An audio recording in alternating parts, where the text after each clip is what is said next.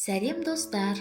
Жұмыртқадан жасалатын бұл маска бет терісін тазалайды, жұмсартады, нәрлендіреді және тартып тұрады. Сонымен қатар ең арзан қолжетімді маска болып есептеледі, өйткені сізге керегі тек қана жұмыртқа.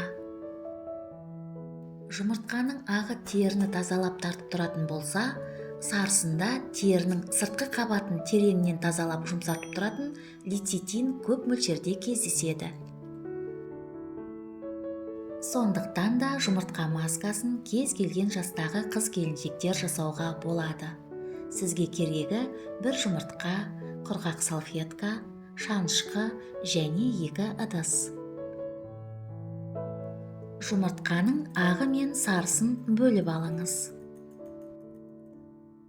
Ағын аздап араластырып, бетіңізге жағып, оның сыртынан құрғақ салфетканы қажет мөлшерде кесіп жабыстырыңыз.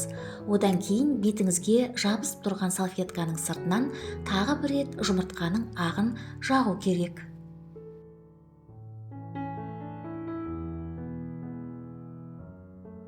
Жұмыртқа жақсылап кепкен соң, яғни 20-30 минуттан кейін масканы төменгі, яғни иек жағыңыздан бастап, жоғарғы маңдайға қарай еппен тарта отырып алып тастаңыз.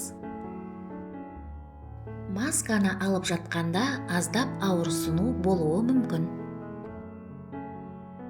Дегенмен жұмыртқа маскасының нәтижесін көргенде-ақ ол туралы ұмытып кетесіз.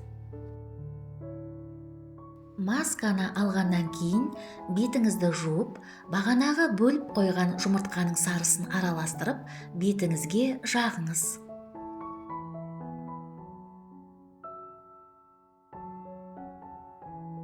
Ал оның күшін әлдеқайда арттыру үшін кокос немесе жүзім майынан 4-5 тамшы қосуға болады. 10 минуттан кейін бетіңіздегі жұмыртқаның сарысын жылы сумен жуып тастаңыз. Егер бетіңіз құрғақ болса, дереу нәрлендіретін крем жаққаныңыз жөн. Жұмыртқа маскасын аптасына 2 рет жасауға болады.